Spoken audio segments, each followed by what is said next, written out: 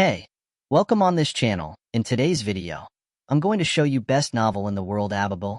Jumana had already prepared the words of reproach that she would say to her husband when he returned from his absence. But when he arrived, words died in her throat, as all a woman's battles always end in the victories of love. She wished at that moment that she could run to him and hug him tightly to tell him, just through the embrace, how much she missed him, and how deeply she waited for his safe return, and how she every day gazed at the moon. Perhaps her husband was looking at the same moon at that moment, embracing its edge in the distant sky, and how she had whispered about him to the stars, star by star, that he was the dearest thing to her heart, soul, and life. It didn't take long for a stranger to knock on their door, interrupting Jumana's dreams. "It seems my friend Ayoub has arrived," Bahr said, glancing at the source of the sound, his eyes widening in worry as faint lines of worry formed on his forehead. "Should I prepare something for you to eat?" Jumana asked as she stood to get to one of the rooms. "No," Bahr replied, "for Ayoub won't stay long." The child followed his mother, but his father ordered him to stay. "Stay to greet my friend, little one." He sent a disobedient glance at his father without saying a word, then continued walking after his mother. "Listen to your father," Jumana said, stopping the child and looking at him sharply. "Listen to your father." "But I don't know who he is for me to listen to him, Mom. I told you he's your father." "Let him be, Jumana," Bahr whispered. "The little one is right. He doesn't know me." "Yes, he will listen," and she continued, "You will stay here to greet your father's friend." Against his will, then she cast a reproachful glance at her son. "Only for you," Bahr whispered. "Only for you will I comply." When Bahr opened the door, he was greeted by a man huge as a monster. As soon as the child saw him, he thought to himself that this father's friend had a height and breadth that no human being should possess. He was black, clean-shaven, with long hair tied in braids, and his overall appearance resembled a warrior heading for battle, carrying a 6-foot bow on his back and a quiver holding 13 arrows, along with a giant sword at his waist. Even when Ayoub entered the house, he was furious, but as soon as he noticed the child in front of him, he calmed a little and smiled, revealing his shining white teeth with one missing tooth. He looked at the child in bewilderment. "Is this your son?" "Yes," Bahr nodded. "This is my son." Ayoub extended his big hand in a gesture of greeting, and the child stepped forward to shake the outstretched hand, feeling as if his hand had fallen into a deep, dark well. Once the handshake ended and he returned to his mother, he examined his hand along the way to ensure it was still in its place, that it had not fallen into that deep, dark well. As soon as the child entered the room where his mother was sitting, and the atmosphere outside the door allowed for conversation, Bahr turned to his friend and asked, "What brings you here?" "You should be the one to answer that question, Bahr," Ayoub replied sharply, then added, lowering his voice a little, "You have broken our blood pact with this reckless visit of yours. Do you know what the tusk of the elephant could do to you and your family if you found out?" With indignation on his face, Bahr replied, "It has been 10 years since I last saw my wife and son. I can't take it anymore. You're the one who put yourself in this predicament from the beginning," he said. "I warned you not to marry that woman so you wouldn't involve her in your troubles, but you don't listen to anyone. Are you putting yourself at risk and coming here just to admonish me?" "No, I came to save you and save your family from the destruction that could befall them because of you." Then he added, "You must leave this house quickly." "I'm not going anywhere. I will stay here." "Stop this childish stubbornness, Bahr," he said with a voice that came through his teeth, then added, "Are you going to be happy if the tusk of the elephant kills your wife and child after discovering this visit of yours?" In the adjoining room, Jumana sat by the window trying to eavesdrop on the conversation between her husband and friend Ayoub, but she couldn't understand a word due to the fluctuations in their voices that rose and fell at times. If she had continued listening for longer, perhaps there was a significant chance she would have understood everything. However, her son, who was displeased with the presence of strangers in the house, suddenly decided to rush out of the room and confront their presence there, without even giving her a chance to stop him. "You both," he shouted at them, "you are bothering us." Ayoub paused for a moment and then apologized as he stood. "I didn't intend to disturb you at this late hour." After all, he headed towards the door, but before he left, Bahr stopped him with an apology. "I'm sorry. I should have never involved you in this from the start." "Friends don't need to apologize, my friend," Ayoub replied politely, then continued, "I knew beforehand that I was putting my life at risk, and I chose to stand by you." Ayoub turned the doorknob, but just before he pushed his body out, he glanced at the child with a smile smile and said, "You're quite the annoying little bug." It was a night of severe cold and darkness. Only the soft, drowsy beam of the moon illuminated that spot on planet Earth. Bahr wanted to enter his wife's bedroom, but the child stood in front of him, blocking his way. "Go to another room. I sleep here with my mother only." Bahr then attempted to bribe that stubborn guardian. "I will buy you a donkey like the other boys if you let me in." The child did not speak. "I will buy you new clothes if you step aside." The child still didn't speak. "I will draw you if you do what I ask." "Do you really know how? Didn't your mother tell you that I'm good at drawing?" The child was enchanted by the art of drawing and occasionally sketched on papyrus paper using charcoal and a brush with ink. Although Jumana was not pleased with the quality of his drawings, she felt much satisfaction watching him practice that talent that reminded her of his. "Now, what did you say? Are you in?" He forgot the price he had to pay in exchange for the drawing. Yes,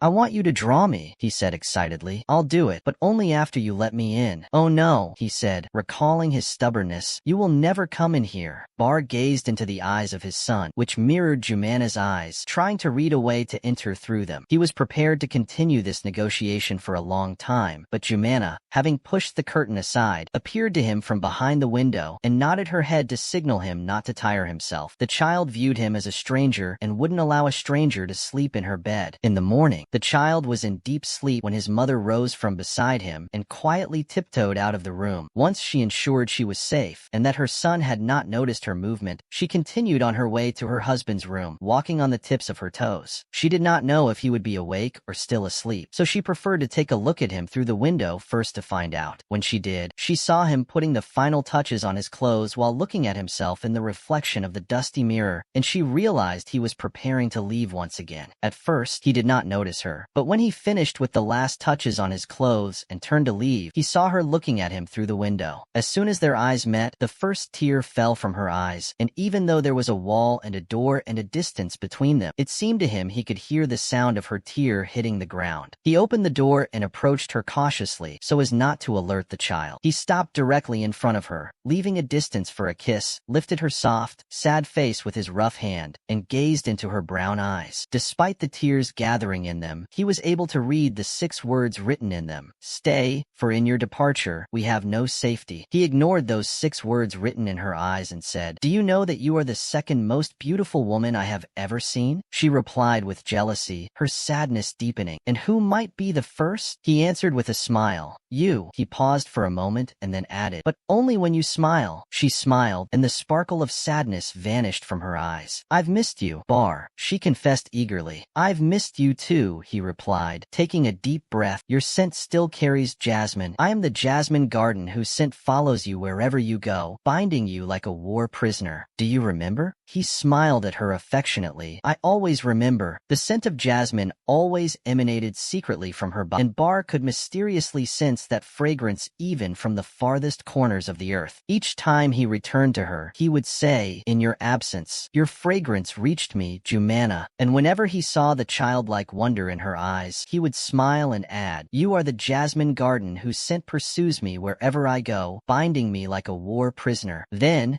as they stood in the inner courtyard of the house from those distant days, she extended her trembling hands, grasping her husband's black clothing with the same force the child had used when he held onto her loose strand of hair the first time. She carried him in her arms. Jumana was a captivating girl to the extent that Bahr found it difficult to remain balanced on his feet when he first saw her. Her brown eyes, full lips, straight nose, and her pale face marked with tiny freckles scattered across her cheeks and certain parts of her neck. All of this made her beauty something rare. She had a slender body with a protruding round chest resembling a ripe melon, and she possessed long gray hair that, when let loose over her shoulders, made her look like a celestial girl casting a glance at the earth from behind the piled gray clouds of night. In the presence of her husband's authority, Jumana completely lowered her defenses. Bahr moved closer to her until he could see himself reflected in her pupils. Their breaths mingled until each was breathing the other's air. But before he could place a kiss on her, the child yelled from behind them, "Stay away from her." He bent over to pick up a shoe sole and then ran toward his father, who, as soon as he saw him, fled toward the door. Bahr turned the doorknob and glanced back at his wife to give her a farewell look, finding her covering her mouth with her hand and laughing. He smiled joyfully for her. Then, before he could complete his escape, he replied to the 6 words he had read in her eyes. "I do not fear for you in my departure with this predator beside you." Following a long period of Bahr's absence, on one quiet evening, someone knocked softly at the wooden door of Jumana's house. Although the room the child and his mother were in was far away, he was able to hear that knock.